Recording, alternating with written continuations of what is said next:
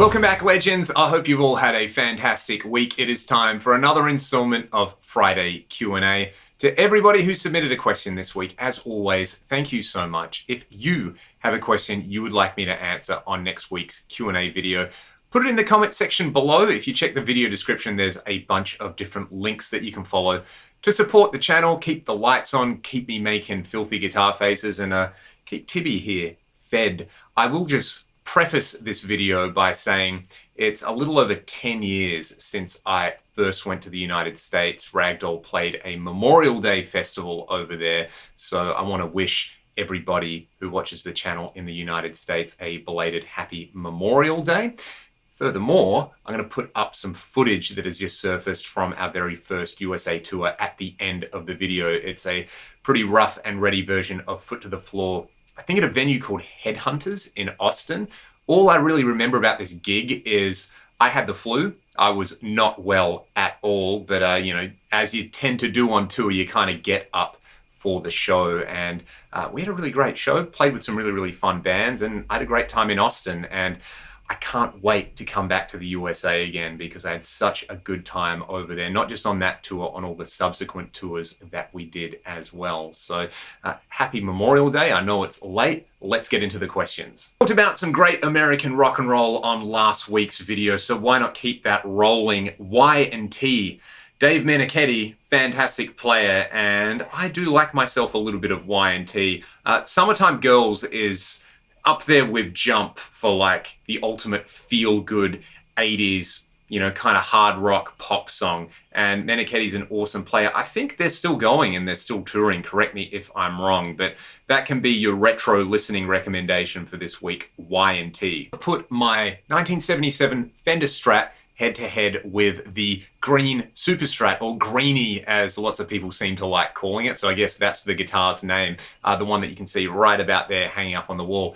I actually did a video shootout with those two guitars, the Schroeder Marksman and my Hamer Californian, basically just jamming on a bunch of stuff and most importantly playing the riff from Lay It Down. You can check out that Super Strat video and you can decide for yourself which one you like the sound of the best. Since I've been checking out so many old rack units here on the channel, what about checking out a TC G Major?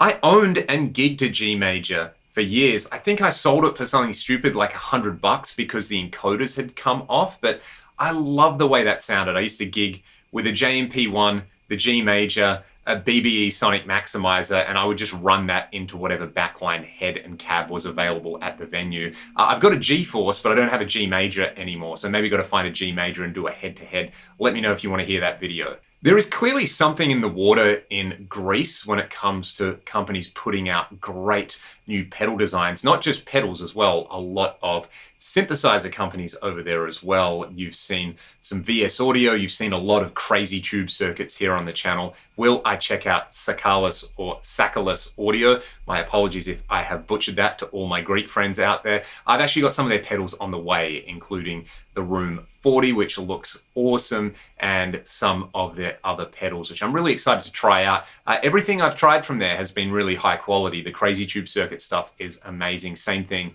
with VS Audio. I actually have some more of their stuff coming out, and some more companies, which I don't want to talk about just yet, but some more launches coming up over the next couple of months with some really exciting pedals. There's just something happening over there. If you're from Greece and you're in the music scene or you're building pedals, let me know about it because I've found it so curious that all these pedal companies that I seem to really enjoy their products. They're not just recycling clones of stuff. They're kind of taking existing designs or coming up with new designs and finding ways to improve those old designs to really put out some interesting pedals. This one comes from friend of the channel, Tim. What pedal would I recommend for a John Sykes style tone? I'm guessing you want to run this into a clean or cleanish amp.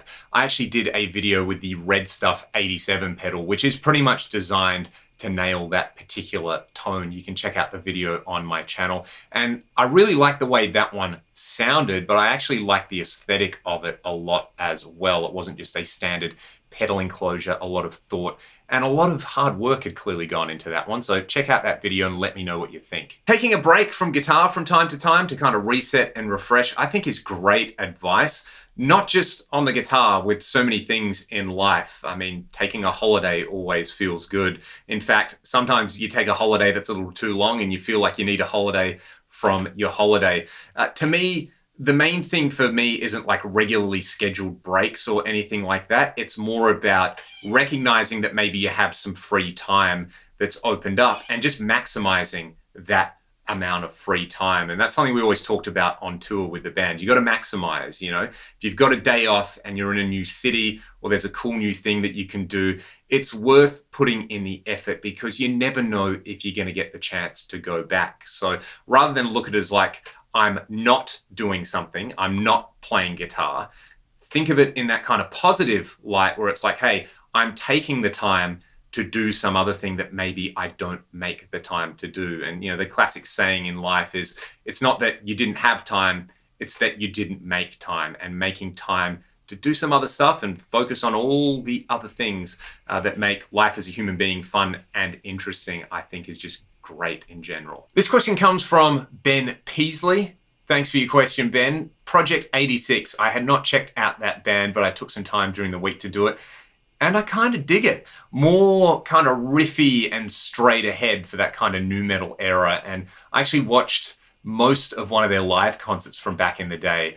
And it's pretty pumping. They were a really, really good live band. And I always enjoy hearing a new band and then just immediately checking them out live and seeing what their audience is like and how they kind of do their thing in a less controlled environment. So thanks for the suggestion, Ben. Like the person who asked me about Y&T, there's another band to check out for this week. If you like a little bit of nu metal with a twist, Project 86. One last one for today, Blue Oyster Cult.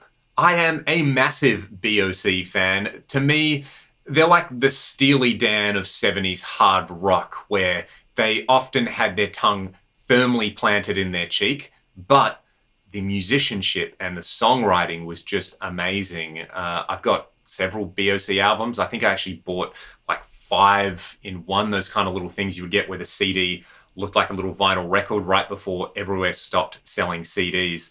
And, you know, great names like Cultosaurus erectus and Fire of Unknown Origin. Yeah, I do love me some BOC. Make sure you go and check out my 5-Minute Licks Buck Dharma edition to get some really, really tasty stuff under your fingers. And I was actually listening to Burning for You right before I did this video, and I should probably break down some of the licks from that. Again, let me know if you'd like to hear that. That is all for this week. I hope you all have a fantastic weekend. If you've got questions for next week, put them in the comments section below. Shout out to everybody who supports me on Patreon or who has gone out and bought some Ragdoll music and merch recently. I really, really do appreciate it. And here is some retro Ragdoll from 2012. Have a great weekend. Foot to the Floor. This was like the first single off our first EP. So if you get a chance, jump on YouTube, look us up, and yeah, you can, I don't know, admire our immaculate names online or something like that. We'd love to hear from you guys. We actually would. All right, when you're ready, Cameron. Awesome. Yeah.